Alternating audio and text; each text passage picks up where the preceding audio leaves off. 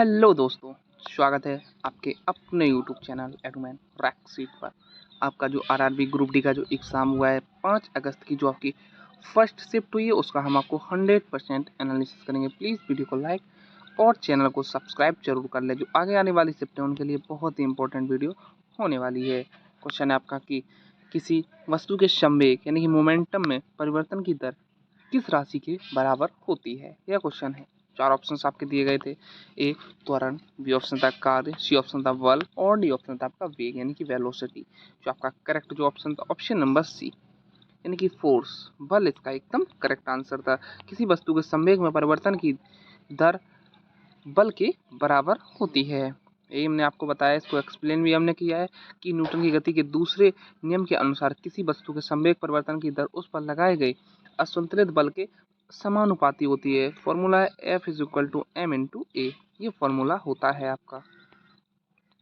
अगला जो आपका क्वेश्चन है कि आकाश में तारे टिमटिमाते हुए क्यों दिखाई देते हैं। ऑप्शंस हैं प्रकाश के परावर्तन के कारण, बी ऑप्शन है प्रकाश के वायुमंडलीय अपवर्तन के कारण, सी ऑप्शन है प्रकाश के प्रकीर्णन के कारण और डी ऑप्शन है आपका तारों के रुक रुक कर चमकने के कारण। जो आपका इसमें करेक्ट ऑप्शन है ऑप्शन नंबर बी, प्रकाश के वायुमंडलीय अपवर्तन के कारण आपका एकदम करेक्ट आंसर है।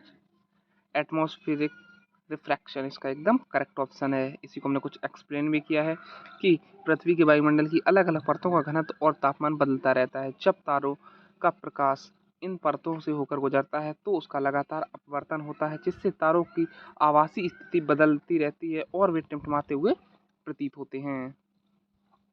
अगला जो आपका क्वेश्चन है कि सौर सेल, जो आपका सोलर सेल है, बनने के लिए मुख्य रूप से किस तत्व यानी कि अर्धचालक का उपयोग किया जाता है। ऑप्शन है आपके ए तांबा, बी ऑप्शन है सिलिकॉन, सी ऑप्शन है एल्यूमिनियम और डी ऑप्शन है आपका सिल्वर यानी कि चांदी। करेक्ट जो आंसर है ऑप्शन नंबर बी, सिलिकॉन इसका एकदम करेक्ट आंसर है। सोलर सेल बनाने के लिए मुख्य रूप से सिलिकॉन का उपयोग किया जाता है। सिलिकॉन इसका एकदम करेक्ट ऑप्शन है। कुछ हमने इसको एक्सप्लेन भी किया कि सिलिकॉन एक प्रमुख अर्धचालक यानी कि सेमीकंडक्टर, यह सूर्य के प्रकाश फोटोन को अवशोषित करके उसे फोटोवोल्टिक प्रभाव के माध्यम से सीधे विद्युत ऊर्जा में परिवर्तन बदलने में बहुत सक्षम होता है। अगला जो आपका क्वेश्चन है पूछा गया था कि आधुनिक आवर्त सारणी किस वैज्ञानिक के सिद्धांत पर आधारित है। जो आपका मॉडर्न पीरियोडिक टेबल है वह किस वैज्ञानिक साइंटिस्ट के सिद्धांत पर आधारित है। ऑप्शन है ए दिमित्री मेंडलीफ, बी ऑप्शन है हेनरी मोसले, सी ऑप्शन है जॉन न्यूलैंड्स और डी ऑप्शन है रदरफोर्ड। करेक्ट जो ऑप्शन था आपका option number B, Henry Mosle इसका एकदम करेक्ट ऑप्शन था। ऑप्शन नंबर बी इसका एकदम करेक्ट ऑप्शन था। कुछ हमने इसको एक्सप्लेन भी किया है कि हेनरी मोसले ने बताया कि तत्वों के भौतिक और रासायनिक गुण उनके परमाणु क्रमांक के आवर्ती फलन होते, जबकि मेंडलीफ की आवर्त सारणी परमाणु द्रव्यमान पर आधारित थी। अगला जो आपका क्वेश्चन पूछा गया था कि फोटोग्राफी में चित्रों के स्थायी करने यानी कि फिक्सर के रूप में किस रसायन का उपयोग किया जाता है। ऑप्शन है A sodium thiosulphate, B option है सोडियम नाइट्रेट, सी ऑप्शन था आपका सोडियम कार्बोनेट और डी ऑप्शन था आपका कैल्शियम क्लोराइड। इसमें जो आपका करेक्ट ऑप्शन था option number A, sodium thiosulphate इसका एकदम करेक्ट ऑप्शन था। ऑप्शन नंबर ए इसका एकदम करेक्ट ऑप्शन था। कुछ हमने इसको एक्सप्लेन भी किया कि फोटोग्राफी में सोडियम थियोसल्फेट जो आपका इसका फॉर्मूला है Na2S2O3, ये फॉर्मूला होता है आपका सोडियम थियोसल्फेट। ये भी आपको याद रखना है। Na2S2O3 का उपयोग फिक्सर के रूप में बिना अपघटित हुए सिल्वर हैलाइड को घोलकर अलग करने के लिए किया जाता है। अगला जो आपका क्वेश्चन है आवर्त सारणी का कौन सा तत्व ब्रह्मांड में सबसे प्रचुर मात्रा में पाया जाता है। 4 ऑप्शन आपको दिए गए थे। ए ऑक्सीजन, बी ऑप्शन था नाइट्रोजन, सी ऑप्शन था हाइड्रोजन और डी ऑप्शन था आपका हीलियम। इसमें जो आपका करेक्ट आंसर था ऑप्शन नंबर सी, हाइड्रोजन इसका एकदम करेक्ट आंसर था। तत्व ब्रह्मांड में सबसे प्रचुर मात्रा में पाया जाता है वह है आपका हाइड्रोजन।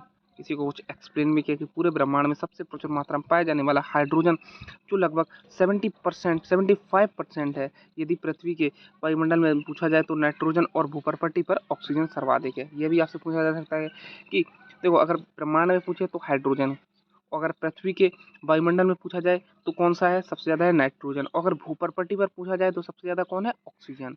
ये आपको याद रखना है। अगला जो क्वेश्चन आपका पूछा गया है कि मानव शरीर की कौन सी कोशिकाएं अपने आकार में बदलने के में सक्षम है और रोगाणुओं को सुरक्षा प्रदान करती हैं। 4 ऑप्शन हैं। लाल रक्त कोशिकाएं यानी कि आरबीसी, बी ऑप्शन था आपका श्वेत रक्त कणिकाएं डब्ल्यूबीसी, सी ऑप्शन था आपका प्लेटलेट्स और डी ऑप्शन है आपका तंत्रिका कोशिकाएं। इसमें जो आपका करेक्ट ऑप्शन है ऑप्शन नंबर बी।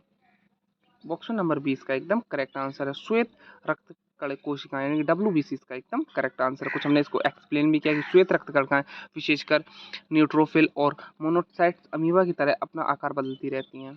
ये शरीर में प्रवेश करने वाले रोगाणुओं बैक्टीरिया वायरस को निकलकर नष्ट कर देती हैं। ये आपको सुरक्षा गार्ड इसको भी कहा जाता है डब्ल्यूबीसी को, ये भी आपको याद रखना है। अगला जो आपका क्वेश्चन है पत्तियों का हरा रंग किसकी उपस्थिति के कारण होता है? ऑप्शन है कैरोटीन, बी ऑप्शन है आपका पर्णहरित यानी कि क्लोरोफिल, सी ऑप्शन है जेंथोफिल और डी ऑप्शन आपका एंथोसाइनिन। इसमें जो आपका एकदम करेक्ट आंसर है ऑप्शन नंबर बी पर्णहरित क्लोरोफिल इसका एकदम करेक्ट आंसर है। इसी के कारण जो पत्तियों का हरा रंग होता है। इसी को हमने कुछ एक्सप्लेन भी किया। क्लोरोफिल एक हरा वर्णक है जो पौधों की पत्तियों के क्लोरोप्लास्ट में पाया जाता है। इसके केंद्रक में मैग्नीशियम यानी कि Mg धातु का परमाणु होता है। अगला जो आपका क्वेश्चन है कि पौधों में बने भोजन यानी ग्लूकोज सुक्रोज की पत्तियों से पौधे के अन्य भागों तक पहुंचने का कार्य कौन सा ऊतक करता है? ऑप्शन है ए जाइलम, बी ऑप्शन है फ्लोएम, सी ऑप्शन है कॉर्टेक्स और डी ऑप्शन है आपका एपिडर्मिस। जो आपका करेक्ट आंसर है ऑप्शन नंबर बी फ्लोएम इसका एकदम करेक्ट आंसर। ऑप्शन नंबर 20 का एकदम करेक्ट ऑप्शन है। कुछ हमने इसको एक्सप्लेन भी किया कि जाइलम जल और खनिज का संवहन करता है जबकि फ्लोएम संवहन ऊतक पत्तियों द्वारा निर्मित प्रकाश संश्लेषित भोजन का परिवहन पौधे के संचयी पौधे भागों और जड़ों तक करता है। अगला जो आपका क्वेश्चन है रतौंध यानी कि नाइट ब्लाइंडनेस किस विटामिन की कमी के कारण होने वाला एक रोग है? ऑप्शन है vitamin B one, B option vitamin C option है आपका विटामिन ए और डी ऑप्शन है विटामिन डी। करेक्ट जो आंसर है ऑप्शन नंबर सी यानी कि विटामिन ए आपका एकदम करेक्ट आंसर है। रतौंधी के लिए विटामिन ए की कमी के कारण होता है, ये भी आपको याद रखना है। इसी को एक्सप्लेन में कि विटामिन ए जिसको हम रेटिनॉल बोलते हैं की कमी से आंखों के रेटिना में रोडोपेक्सिन वर्णक बनना कम हो जाता है जिससे कम रोशनी या रात में दिखाई देने में कठिनाई होती है, जिसे हम रतौंधी कहते हैं।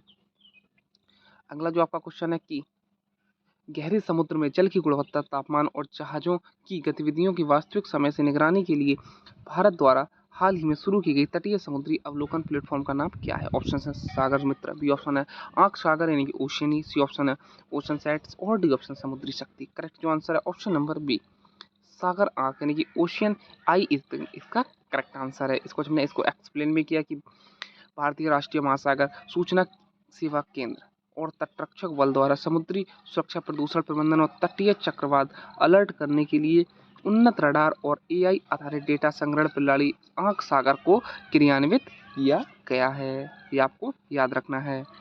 अगला जो क्वेश्चन है आपका कि इसरो द्वारा भारत के भावी मानव अंतरिक्ष मिशन गगनयान के लिए विकसित क्रू एक्सेप सिस्टम का मुख्य उद्देश्य क्या है? ऑप्शंस आपको दिए गए थे।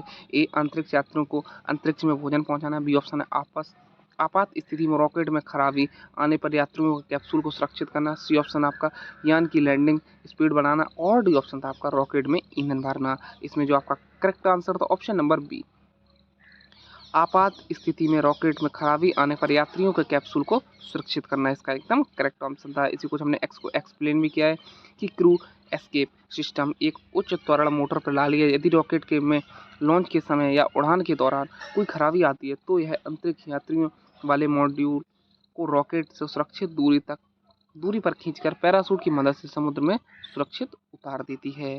अगला जो आपका क्वेश्चन है कि हाल ही में जैव प्रौद्योगिकी विभाग द्वारा शुरू किए गए वन डे वन जियोनेम पहल का प्राथमिक उद्देश्य क्या है? 4 ऑप्शंस आपको दिए गए थे। फसलों में कीट की नई प्रजातियों का विकास करना, बी ऑप्शन था आपका भारत में पाए जाने वाले जीवाणुओं के जीनोम और अनुक्रमित का कर प्रकाशित करना, सी ऑप्शन था मानव क्लोनिंग करना और डी ऑप्शन था आपका कृत्रिम रक्त बनाना।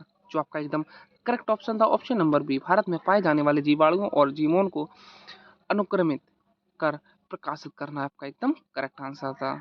इसी को हमने इसको एक्सप्लेन भी किया कि भारत में पाए जाने वाले जीवाणुओं और के जीनोम को अनुक्रमित यानी कि सीक्वेंसिंग कर प्रकाशित करना, ये आपका एकदम करेक्ट ऑप्शन था। इसको हमने एक्सप्लेन किया कि वन डे वन जीनोम अभियान का उद्देश्य भारत में मौजूद अद्वितीय सूक्ष्मजीवों के जीनोम मैपिंग डेटा को सार्वजनिक करना ताकि स्वास्थ्य कृषि और पर्यावरण सुधार के लिए नई एंटीबायोटिक्स व तकनीकी बनाई जा सके।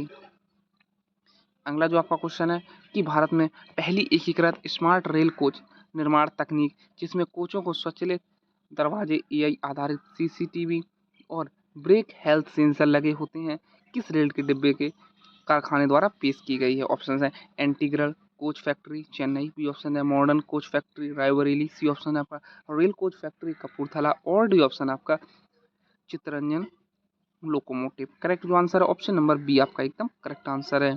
आपका मॉडर्न कोच फैक्ट्री रायबरेली इसका एकदम करेक्ट आंसर है। कुछ हमने इसको एक्सप्लेन भी किया, इसको आप देख सकते हैं कि एमएफसी जिसको हम मॉडर्न फैक्ट्री रायबरेली कहते हैं, एमएफसी रायबरेली द्वारा निर्मित स्मार्ट कोच में इन वेल्ट सेंसर लगे होते हैं जो पहिए की स्थिति, वर्तनाकुल, एसी और कार प्रणाली की दुर्घटनाओं को आशंका से सूचना रेलवे केंद्रीय कंट्रोल रूम को रियल टाइम में भेजते हैं। आपका जो करेक्ट आंसर था एमएफसी रायबरेली यानी कि मॉडर्न कोच फैक्ट्री रायबरेली इसका एकदम करेक्ट आंसर था। अगला जो आपका क्वेश्चन पूछा गया था कि हाल ही में परमाणु ऊर्जा आयोग एईसी द्वारा भारत में किस राज्य में लिथियम के नए और बड़े भंडार की पुष्टि के लिए अन्वेषण किया गया। ऑप्शन है आपका राजस्थान डेगना और जम्मू कश्मीर सियासी, बी ऑप्शन है आपका केरल, सी ऑप्शन था आपका महाराष्ट्र और डी ऑप्शन था आपका उत्तर प्रदेश। करेक्ट जो आंसर था ऑप्शन नंबर ए राजस्थान डेगाना और जम्मू कश्मीर रियासी इसका एकदम करेक्ट आंसर था। इसको हमने कुछ एक्सप्लेन भी किया, इसको आप देख सकते हैं कि भारत की बैटरी और ईवी निर्माण आत्मनिर्भरता के लिए भारतीय भूवैज्ञानिक सर्वेक्षण जीएसआई ने जम्मू कश्मीर के रियासी और राजस्थान के नागौर डेगाना क्षेत्र में उच्च गुणवत्ता वाले लिथियम भंडारों की खोज की पुष्टि की है। ये आपको याद रखना है। लगभग आपके सारे क्वेश्चन कंप्लीट हो चुके हैं जो हमें मिले हैं। जितने क्वेश्चंस मिले उसका हमने आपको 100% एनालिसिस किया है। इसके लिए प्लीज़ वीडियो को लाइक और चैनल को सब्सक्राइब जरूर कर दें। Thank you.